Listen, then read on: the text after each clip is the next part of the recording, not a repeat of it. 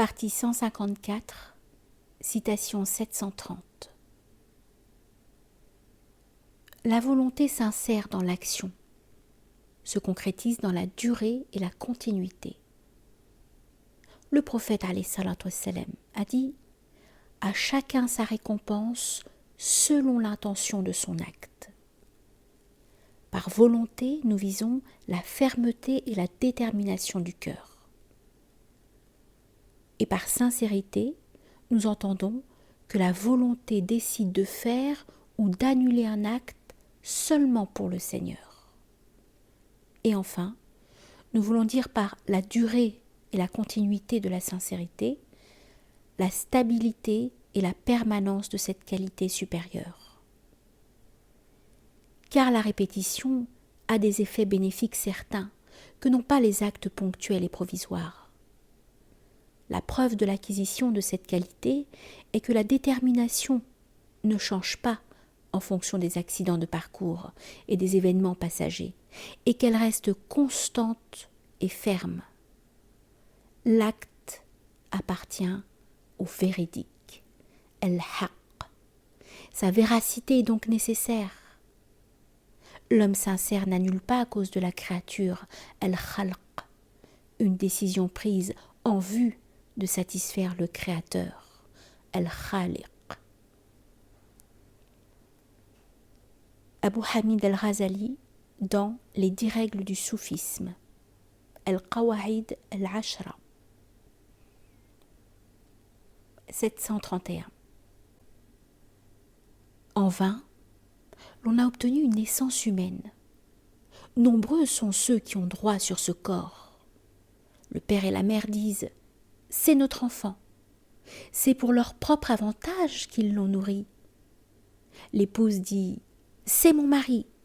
Et telle une tigresse, elle s'apprête à le dévorer. Femme et enfants le fixent avidement, comme des chacals, la gueule ouverte. Corbeaux et vautours attendent sa mort. Cochons et chiens guettent son cadavre. Le feu dit « c'est moi qui dévorerai ce corps ». L'eau dit « c'est moi qui éteindrai le feu ». La terre dit « c'est à moi qu'il reviendra ». Le vent dit « c'est moi qui disperserai ses cendres ». Cette maison que tu appelles ta maison, pauvre sot, c'est l'étau qui te serre à la gorge. Tu as considéré ce corps comme tien et tu t'es égaré dans l'attachement au bien sensible, ô insensé. Nombreux sont les ayants droit à ce corps. Toute ta vie tu en pâtis. Et tu ne reprends pas tes esprits, fou que tu es, et tu cries « c'est à moi, à moi !» Kabir, au cabaret de l'amour. 732. À un théologien qui le questionnait sur le sens du verset « Le miséricordieux qui s'est établi sur le trône » sourate 20, verset 5, Cheikh al-Ghazali répondit par ces vers. À celui qui comprend intérieurement le sens de nos paroles, tu répondras ceci. Il est bon sur un tel sujet de ménager ses mots, car toute explication serait sans fin. Et puis va ton chemin sans excès de soucis, car par Allah, je sais des gens fiers de leur savoir, qui ont dû rentrer leur cou entre leurs épaules pour avoir échappé sur de moindres obstacles. Commençons par toi. Peux-tu seulement connaître ta propre personne ? Tu ignores qui tu es. Et par quel détour de route tu parviendras à ce que tu persistes à appeler ton but ? Tu ne sais pas au juste de quel élément ton corps est composé. Éléments qui nous sont en tout point si obscurs que la raison s'égare à vouloir explorer leurs principes cachés. Et puis, d'où vient ton âme ? Et quelle est son essence ? En vois-tu seulement les contours, la substance ? Et tes sens captent-ils en leur acuité les divers mouvements qui l'agitent en son fond? Ce soufre qui dans ta poitrine va et vient, le peux-tu à ton gré arrêter sans danger? Et sais-tu l'heure enfin où il te quittera, l'issue étant venue pour ne plus revenir? Dis-moi, ô ignorant, ce que devient aussi la puissance éveillée de la claire raison, et de l'intelligence aux heures où le sommeil a aveuglé en toi l'œil de la vigilance.